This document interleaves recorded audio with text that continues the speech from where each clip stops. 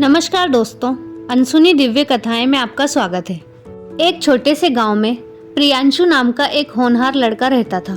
प्रियांशु अपने माता पिता का गर्व था क्योंकि वह पढ़ाई में बहुत होशियार था। उसके स्कूल की सालाना परीक्षा आने वाली थी और वह पूरी मेहनत से उसकी तैयारी में लगा हुआ था। एक दिन पहले जब परीक्षा नज़दीक थी तब प्रियांशु की तबीयत अचानक बिगड़ गई। उसे तेज बुखार हो गया और वह पूरी तरह से कमजोर हो गया। उसके माता पिता बहुत चिंतित थे। डॉक्टर ने कहा कि प्रियांशु को आराम की सख्त ज़रूरत है और वह इस परीक्षा में शामिल नहीं हो पाएगा। प्रियांशु और उसके माता पिता का दिल टूट गया। उन्होंने प्रियांशु की मेहनत और उसकी पढ़ाई के लिए भगवान से प्रार्थना की।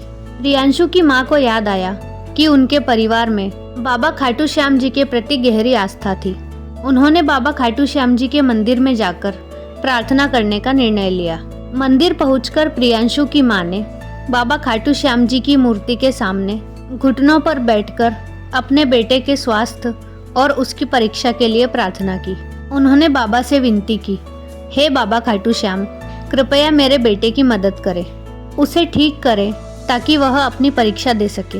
प्रार्थना करते समय उन्हें एक अद्भुत शांति का अनुभव हुआ। उन्होंने बाबा से वादा किया कि अगर मेरे बेटे की तबीयत ठीक हो गई और वह परीक्षा दे सका तो वे बाबा के मंदिर में एक विशेष पूजा करेंगे। अगले दिन प्रियांशु की तबीयत थोड़ी बेहतर हो गई, लेकिन अभी भी वह परीक्षा देने लायक नहीं था। तभी अचानक स्कूल से एक सूचना आई कि किसी अज्ञात कारण की वजह से परीक्षा की तिथि को 1 सप्ताह आगे बढ़ा दिया गया है। यह सुनकर प्रियांशु और उसके माता पिता के आश्चर्य का ठिकाना नहीं रहा। प्रियांशु की मां ने तुरंत बाबा के मंदिर जाकर उन्हें धन्यवाद दिया और अपना किया हुआ वादा निभाया। प्रियांशु ने उस 1 सप्ताह के अंदर पूरी तरीके से ठीक होकर परीक्षा दी और बहुत शानदार अंक प्राप्त किए। यह चमत्कार सभी के लिए एक प्रेरणा बन गया और फिर बाबा खाटू श्याम जी की महिमा का गुणगान पूरे गांव में फैल गया। इस कहानी से हमें यह शिक्षा मिलती है कि बाबा खाटू श्याम जी के प्रति सच्ची आस्था और भक्ति से असंभव कार्य भी संभव हो जाता है।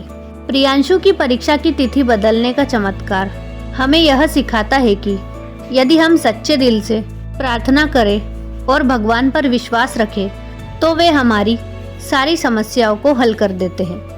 तो दोस्तों, यह थी आज की हमारी प्रेरक कहानी।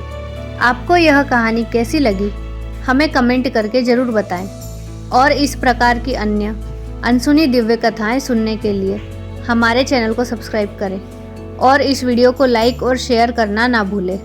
जय श्री श्याम।